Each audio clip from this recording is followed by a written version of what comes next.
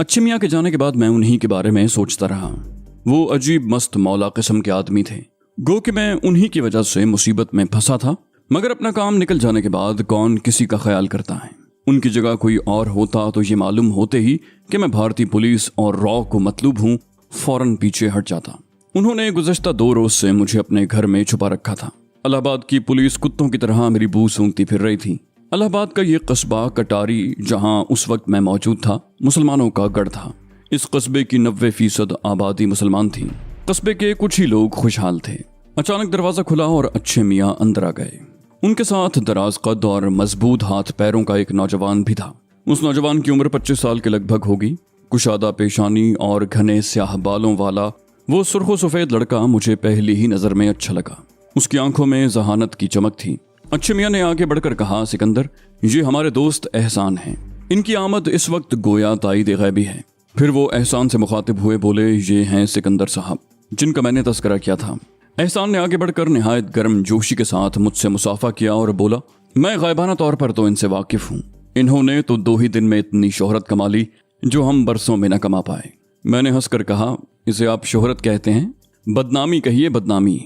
आपने पढ़ा नहीं यहाँ का प्रेस मुझे क्या कह रहा है? वो बोला, जिस मुसलमान को यहाँ का प्रेस बुरा कहे वो ही तो असल में अच्छा आदमी होता है। फिर वो जरा तवक्कुफ के बाद बोला, मेरा ख्याल है इस बंद खुरे में रहते रहते आप भी बोर हो गए होंगे। मैं आज रात आपको यहाँ से निकाल लूंगा। मैंने कहा, मैंने अच्छे भाई से भी कहा है और आपसे भी कहूंगा कि खामखा मेरी वजह से मुसीबत में न पड़े। मेरा क्या है, मैं किसी भी तरफ निकल जाऊंगा। एहसान ने पुरएतमाद लहजे में कहा, नहीं सिकंदर साहब, ऐसा कैसे हो सकता है? हम लोग यहाँ अक़लियत में जरूर हैं, मगर अभी इतने बेबस नहीं हुए कि अपने मेहमानों की हिफाजत भी न कर सकें। आप बस तैयार रहिएगा। आज रात में किसी भी वक्त मैं आपको यहाँ से ले जाऊंगा। वो उठ खड़ा हुआ और दरवाजे की तरफ बढ़ते हुए अच्छे मियाँ से बोला, बस आपको चंद घंटे मजीद सिकंदर साहब की हिफाजत करना पड़ेगी। फिर एहसान मेरी तरफ देखकर मुस्कुराया और अच्छे मियाँ के साथ कमरे से बाहर निकल गया। इन लोगों के अपनायत भरे सलूक पर बेइख्तियार मेरी आंखों में आंसू आ गए। रोते नहीं हैं कामी बेटा, नाना जी ने मेरे चेहरे से खून साफ करते हुए कहा। तू मलिकों की औलाद है बेटा, तेरी आंखों में आइंदा आंसू ना आए। अम्मा ने मुंह बनाकर कहा, मलिकों की औलाद? मलिक इसे अपनी औलाद कब मानते हैं बाबा? नाना जी बोले, उनके न मानने से क्या खून का रिश्ता बदल जाएगा? फिर मुझसे बोले, चल बेटा तू तांगे में बैठ। मैं उचक कर तांगे में नाना जी के साथ बैठ गया। अम्मा पिछली सीट पर बैठ गईं। घोड़ा नाना जी के एक इशारे पर चलने लगा। उस वक्त हल्का हल्का अंधेरा फैल चुका था और गांव के बेशतर घरों में चिराग रोशन हो गए थे। नाना जी का गांव वहां से 4-5 मील दूर था। वो इलाका भी दादाजान की जागीर में था। हम गांव की हुदूद से बाहर निकले तो अच्छा खासा अंधेरा फैल चुका था। जिस पगडंडी पर हम चल रहे थे वो 2-2.5 फरलांग जाने के बाद 2 शाखों में तकसीम हो जाती थी। वहां से एक रास्ता नाना जी के गांव की तरफ जाता था, दूसरा बड़े कस्बे की तरफ। 2 शाखे पर पहुंचकर नाना जी ने तांगे का रुख बड़े कस्बे की तरफ मोड़ा तो अम्मा चौंक कर बोली, उधर कहाँ जा रहे हो बाबा? गांव का रास्ता तो ये है। नाना जी ने कहा, मेरी यादाश्त अभी इतनी खराब नहीं हुई है। मैं भला अपने गांव का रास्ता भूल सकता हूँ कुलसुम? मैं इन्हीं रास्तों पर चलते चलते जवान से बूढ़ा हो गया हूँ। अम्मा ने पूछा, फिर उस तरफ कहाँ जा रहे हो बाबा? मैं हैरत से नाना जी को देख रहा था कि जानते बूझते वो गलत रास्ते पर क्यों जा रहे हैं। वो बोले, हम गाँव नहीं जा रहे कुलसुम। माँ ने उलझन से कहा, मगर क्यों बाबा? नाना जी ने कहा, मैंने मलिक उस्मान और उसके बेटों की बातें सुन ली थी। वो लोग कामी की जान लेना चाहते हैं। अम्मा के गले से बमुश्किल आवाज निकली, क्यों? नाना जी अफसुर्दगी से बोले, तू भी बहुत भोली है कुलसुम। अरे कामी इस जायदाद में बराबर का हिस्सेदार है। मलिक उस्मान और उसके बेटे कब चाहेंगे कि जायदाद का बंटवारा हो? अम्मा ने सहमे हुए लहजे में कहा, बाबा कहते तो तुम ठीक हो, मगर अब कहाँ जा रहे हो? बोले, मैं ये इलाका ही छोड़कर जा रहा हूँ। न हम यहाँ रहेंगे न कामी की जिंदगी खतरे में पड़ेगी। ये बात बहुत दिन बाद मेरी समझ में आई थी कि नाना जी और अम्मा इतने खौफजदा क्यों थे। मुझे हैरत होती थी कि वो दादा जान से खौफजदा हैं। वो भला उन्हें क्यों नुकसान पहुंचाएंगे? नाना जी सारी रात चलते रहे थे। मैं तो थक कर कुछ देर के बाद सो गया था।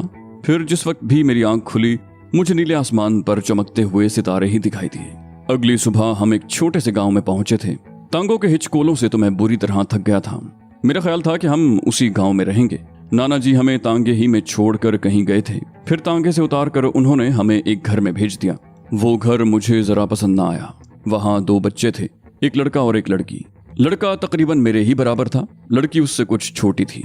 उन दोनों ने निहायत गंदे कपड़े पहन रखे थे और मुझे देखकर मुसलसल खी खी करके हंस रहे थे। वहाँ एक औरत भी थी।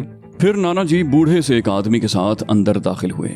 उनकी बातों से मुझे कुछ अंदाजा न हो सका कि वो क्या बातें कर रहे हैं। इतना जरूर मालूम हो गया कि वो बूढ़ा आदमी नाना जी का कोई पुराना दोस्त है। वो नाना जी का नाम ले रहा था और गांव में नाना जी के दोस्त ही उनका नाम लिया करते थे।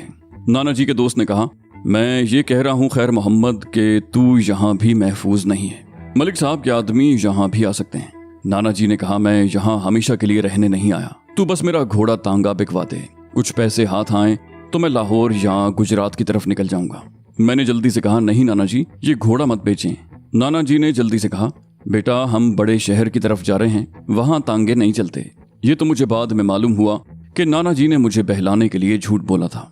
इतने में एक आदमी भागता हुआ अंदर आया और वहशतज़दा से लहजे में बोला, चाचा जी, जीप में कुछ बंदे आए हैं, वो चाचा खैर मोहम्मद को पूछ रहे हैं। नाना जी घबरा कर खड़े हो गए। बोले, फिर तूने क्या कहा?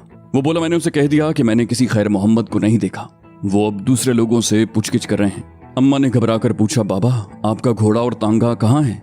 वो बोले, घोड़ा तो मैंने फजलदीन के बाड़े में बांध दिया था। फिर कुछ सोच कर बोले, कुलसूम बेटा तू कामी को लेकर यहाँ से चली जा। नाना जी के दोस्त झुंझुला कर बोले, बेवकूफ़ी की बातें मत करो खैर मोहम्मद, कुलसूम इसे लेकर कहाँ जाएगी? तुम घबराओ मत, अल्लाह खैर करेगा। फिर वो जरा तवक्कुफ के बाद बोला, तुम लोग पिछले दरवाजे से नूर मोहम्मद के घर चले जाओ। मलिक सुल्तान के आदमियों ने अगर किसी से पूछा भी तो वो यही बताएगा कि तांगे वाला करामत के घर आया है। मैं उनसे कह दूंगा कि वो लोग 2 घंटे पहले आए जरूर थे मगर फौरन ही यहाँ से निकल गए। जाओ तुम चले जाओ, सकीना तुम्हें नूर मोहम्मद के घर ले जाएगी। सकीना उस औरत का नाम था जो कुछ देर पहले अम्मा से हंस हंस कर बातें कर रही थी। अचानक अजान की आवाज गूंजने लगी।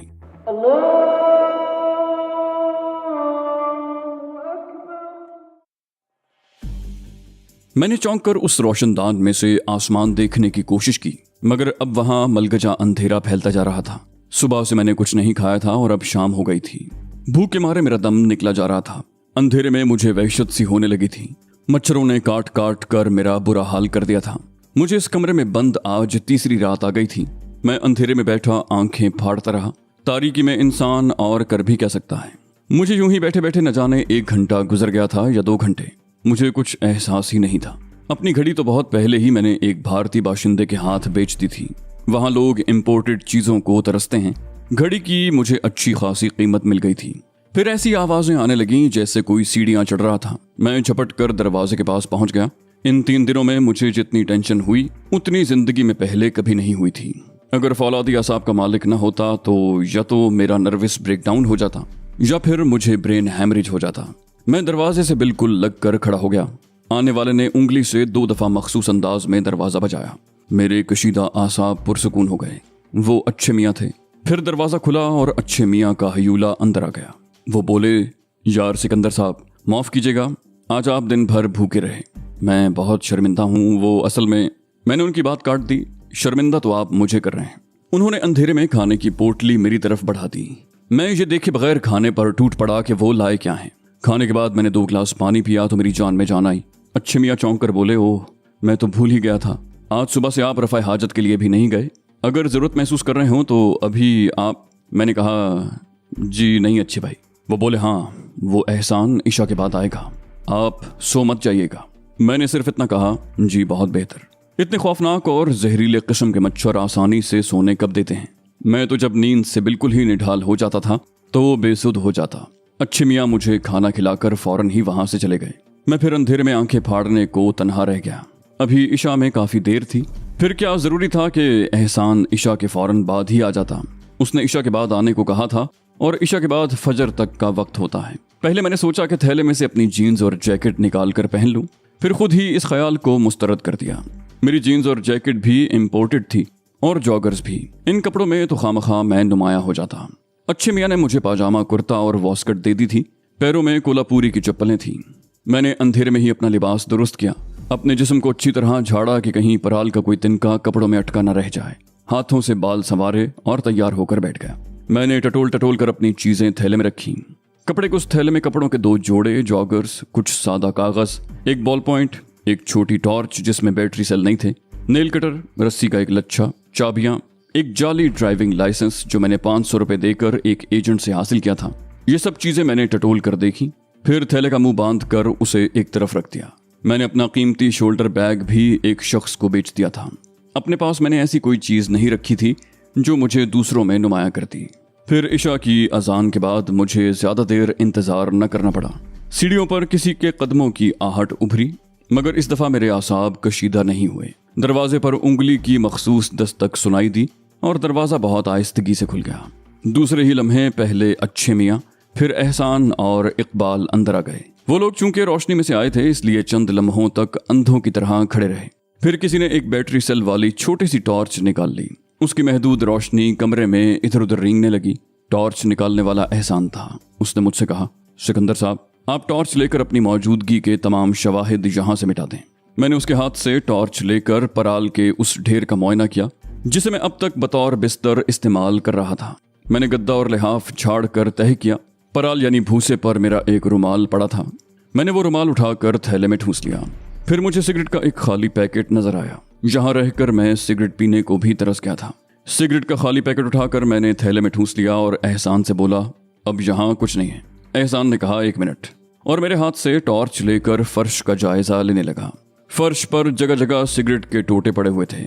उन्हें देखकर मुझे अपनी बेपरवाही का एहसास हुआ। एहसान ने मुझे बुझे हुए टोटे, माचिस की अध जली तीलियां और खाली डिबिया उठाकर एक रुमाल में बांध ली। फिर इकबाल से बोला, सुबह से पहले काम ये करना कि इस कमरे को अच्छी तरह साफ कर देना। मुमकिन है कि सिगरेट का कोई और टुकड़ा भी यहाँ पड़ा हो। सिगरेट का कोई टुकड़ा यहाँ हरगिज मत छोड़ना। ये गैर मुल्की सिगरेट कटारी में कोई नहीं पीता। फिर वो मुझसे मुखातिब हुआ, बोला, आइए चलें। अच्छे मियाँ आगे बढ़कर मुझसे बगलगीर हो गए। बोले, सिकंदर साहब, अगर यहाँ किसी किस्म की कोई तकलीफ हुई हो तो माफ़ कर दीजिएगा। मैंने कहा, अच्छे मियाँ, आप मुझे मुसलसल शर्मिंदा कर रहे हैं। तकलीफ तो मेरी वजह से आपको हुई है। ये कहकर मैं इकबाल से बगलगीर हो गया। फिर अच्छे मियाँ ने इकबाल को नीचे भेज दिया कि जाकर देखो कोई गड़बड़ तो नहीं। फिर मैं और एहसान एक साथ नीचे उतरे। सर्दी से बचने के लिए एहसान ने मुझे एक गर्म चादर दे रखी थी। उस चादर का दोहरा फायदा था। उस चादर से मेरा चेहरा भी छुप गया था। दरवाजे पर अच्छे मियाँ एक मर्तबा फिर मुझसे बगलगीर हुए। फिर हम दोनों तेज तेज कदम उठाते गली उबूर करने लगे। गली के नुक्कड़ पर पुरानी सी एक एम्बेसडर खड़ी थी। एहसान ने उसका दरवाजा खोला और मुझे बैठने का इशारा किया। ड्राइविंग पर कोई पहले ही से मौजूद था। एहसान के बैठते ही एम्बेसडर तेज रफ्तारी से रवाना हो गई। कटारी की हुदूद से बाहर निकलते ही मुझे पुलिस की एक जीप दिखाई दी। वो सड़क के बीचों बीच खड़ी थी और इंस्पेक्टर हमारी गाड़ी को रोकने का इशारा कर रहा था। मेरा दिल उछल कर हलक में आ गया। मैंने बेबसी से इधर उधर देखा। एहसान ने मेरे शाने पर हाथ रख कर मुझे पुरसुकून होने का इशारा किया। ड्राइवर ने गाड़ी की रफ्तार सुस्त कर दी। जीप के नजदीक जाकर गाड़ी बिल्कुल रुक गई। ड्राइवर ने गर्दन बाहर निकालकर इंस्पेक्टर से पूछा, क्या बात है इंस्पेक्टर साहब? इंस्पेक्टर ने वहां की मखसूस अक्खड़ लहजे में कहा, गाड़ी की तलाशी लेंगे, तुम सब लोगन नीचे आबो। मेरी आंखों के आगे अंधेरा छा गया। इलाहाबाद के हर पुलिस स्टेशन पर मेरा हुलिया मौजूद था। 3-4 दिन में मेरा कुछ शेव जरूर बढ़ गया था, मगर वो ऐसा नहीं था कि मेरी शक्ल पहचानी न जाती। मैंने देखा कि एहसान नीचे झुककर गाड़ी के फर्श से कुछ उठा रहा हो। ड्राइवर ने उतरने की कोशिश की तो एहसान गुर्रा कर बोला, बैठे रहो। इतनी देर में इंस्पेक्टर और 2 कांस्टेबल हमारी गाड़ी के नजदीक आ चुके थे। इंस्पेक्टर तहकीर आमेज लहजे में बोला, आप लोगों ने सुना नहीं, मैंने क्या कहा है? एहसान ने गाड़ी का शीशा नीचे करते हुए कहा, हमने सुन लिया, मगर प्रॉब्लम क्या है? हम लोग जरा जल्दी में हैं। उजट सा एक कांस्टेबल हमारी तरफ राइफल तान कर बोला, नीचे आबो। इंस्पेक्टर के हाथ में भी रिवॉल्वर था। एहसान ने अचानक ड्राइवर से कहा, चलो ताहिर, और फुर्ती से कोई चीज मुंह तक ले जाकर इंस्पेक्टर की तरफ उछाल दी। गाड़ी जोरदार झटका लेकर आगे बढ़ी। उसके साथ ही एक धमाका हुआ और इंस्पेक्टर की चीख सुनाई दी। गाड़ी लम्हों में हवा से बातें करने लगी। मैंने घूम कर देखा, पुलिस की जीप हमारे ताक़ुब में थी। एहसान ने चीख कर कहा, अगले मोड़ से गाड़ी अंगारी की तरफ मोड़ लो। ताहिर बहुत खौफनाक अंदाज में ड्राइविंग कर रहा था। मैं तो सोच भी नहीं सकता था कि एहसान ऐसी भी कोई हरकत कर सकता था। एक लम्हे को तो मुझे शुबा भी हुआ कि एहसान शायद उन्हीं लोगों का कारिंदा है जो पाकिस्तान में मेरे हाथों शदीद जिक उठा चुके हैं। एहसान के तरीक़ाकार और एतमाद से मुझे यही लग रहा था कि वो बाकायदा तरबियत याफ्ता शख्स है और कोई भी कदम बिला सोचे समझे उठाने का आदी नहीं। मैंने कनखियों से उसे देखा, वो किसी गहरी सोच में गरक था। मेरा शुबा यकीन में बदलने लगा कि एहसान को इन्हीं लोगों ने मेरी गिरफ्तारी या कत्ल के लिए भारत भेजा है। मैंने पीछे घूम कर देखा, पुलिस जीप अब भी हमारे ताक़ुब में थी, मगर अब वो बहुत पीछे रह गई थी। अगला मोड़ मुड़ते ही जीप नजरों से ओझल हो गई। एहसान ने ड्राइवर से कहा, गाड़ी को बाईं तरफ वाली झाड़ी के झुंड में रोक लो। उसने बहुत महारत से गाड़ी झाड़ियों के झुंड में रोकी और इंजन बंद करके फुर्ती से नीचे उतर आया। एहसान नीचे उतरा तो मैं भी नीचे उतर आया। अब मुझे एहसान और ताहिर के हाथों में रिवॉल्वर भी नजर आ रहे थे। मैंने कहा, एहसान, अगर मजीद कोई रिवॉल्वर हो तो मुझे भी दे दो। मैं अंदाजा लगाना चाहता था कि ताहिर और एहसान मेरे दुश्मनों के आदमी हैं या नहीं। अगर वो दुश्मनों के आदमी होते तो मुझे किसी भी कीमत पर रिवॉल्वर न देते। अभी मैं ये सोच ही रहा था कि एहसान ने एक रिवॉल्वर मुझे भी दे दिया। फिर बोला, मैं तो भूल ही गया था कि आप भी हर किस्म के हथियार चला लेते हैं। मैंने कोई जवाब दिए बगैर रिवॉल्वर उसके हाथ से ले लिया। मैं दिल ही दिल में खुद को लान तान कर रहा था कि मैंने खामखा अपने इस हमदर्द पर शुबा किया, मगर इसमें कसूर मेरा भी नहीं था। गुज़श्ता 3 दिन में इतनी शदीद टेंशन में रहा था कि मुझे अपने साये से भी खौफ आ रहा था। फिर मैंने सोचा कि एहसान अगर वाकई मेरे दुश्मनों का आदमी होता तो मुझे अच्छे मियाँ के घर ही में बहुत इत्मीनान से पुलिस के हवाले कर देता। उसे ये सब करने की क्या जरूरत थी। एहसान और ताहिर बिजली किसी तेजी से उस सड़क तक पहुंच गए थे जिसको छोड़कर हम अंगारी की तरफ मुड़े थे। मुझे दूर से जीप की हेडलाइट्स दिखाई दे रही थीं। इस दौरान में ताहिर भागकर सड़क की दूसरी तरफ चला गया।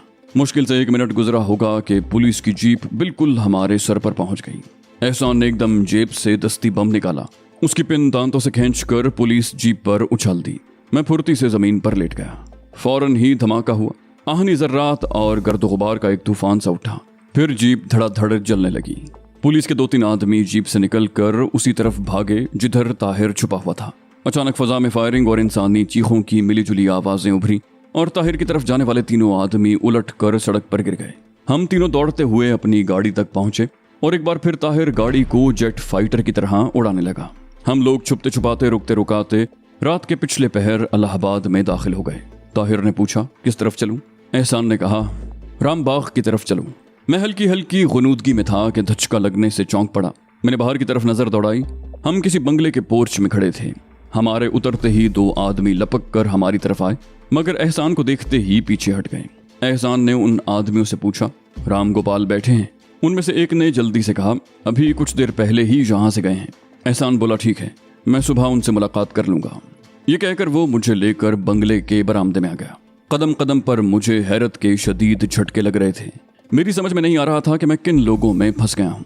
अभी तक मैं समझ रहा था कि ये भारत के सरफिरे और जीदार मुसलमानों का कोई गिरोह है, मगर अभी एहसान ने किसी राम गोपाल का नाम लिया था। इसका मतलब तो यही था कि ये लोग मजहबी बुनियादों पर काम नहीं कर रहे। किस सोच में गुम हैं सिकंदर साहब? एहसान की आवाज ने मुझे चौंका दिया। फिर बोला, आइए मैं आपको कमरा दिखा दूं। फिर वो चौंक कर बोला, आपने अभी खाना तो नहीं खाया होगा? मैंने बेतकल्लुफी से कहा, खाना तो मैंने कटारी में ही खा लिया था। हाँ, अगर गर्मा गर्म कॉफी मिल जाए तो मजा आ जाए। एहसान ने हंसकर कहा, नो प्रॉब्लम, आप नहा धोकर जरा फ्रेश हो जाएं, मैं कॉफी लेकर आता हूँ। मैं नहा धोकर बाहर निकला तो कॉफी की भीनी भीनी मशहूर कुन महक ने मेरा इस्तकबाल किया। नहाने के बाद गर्मा गर्म कॉफी पी तो ऐसा लगा जैसे कॉफी के हर घूंट के साथ मेरी तवानाई बढ़ रही हो। सेंटर टेबल पर उसी गैर मुल्की ब्रांड का सिगरेट पड़ा था जो उन दिनों मैं पी रहा था। मैं सिगरेट सुलगा कर एहसान की तरफ मुतवज्जे हुआ। कहा, मिस्टर एहसान, आप मेरे चंद सवालात के जवाब देना पसंद करेंगे? एहसान ने कहा, जी हाँ, क्यों नहीं। फिर हंसकर बोला, मैं जानता हूँ आप मुझसे क्या पूछेंगे, बहरहाल आप पूछिए। मैंने कहा, आपका ताल्लुक किस तंजीम, किस गिरोह से है? वो बोला, मेरा ताल्लुक ऐसी तंजीम से है जिसका नाम भी बहुत मुश्किल है। मैंने हैरत से पूछा, ऐसी क्या बात है उसके नाम में? वो बोला, उस तंजीम का नाम है दलित अल्पसंख्यक स्वरक्षा संघ। मैं हैरत भरे अंदाज में एहसान को देख रहा था कि कहीं वो कोई मजाक तो नहीं कर रहा, मगर वो बिल्कुल संजीदा था।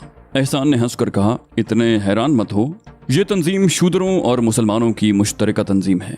दलित मतलब है अछूत, शूदर, और अल्पसंख्यक का मतलब है मुसलमान, और सुरक्षा संघ का मतलब है हिफाजत। यानी इस तंजीम का मकसद है मुसलमानों और अछूतों की हिफाजत। उसने मुझे यूं समझाया जैसे क्लास टीचर अपने शागिर्दों को समझाते हैं। मैंने पूछा, आप तो मुसलमान हैं ना? एहसान मुस्कुराया, बोला, अल्हम्दुलिल्लाह। हाँ, अब बॉल आपके कोर्ट में है, आप भी तो बताइए कि आप यहाँ तक कैसे पहुँचे? मैंने कहा, मेरे हलक में गोला सा अटकने लगा।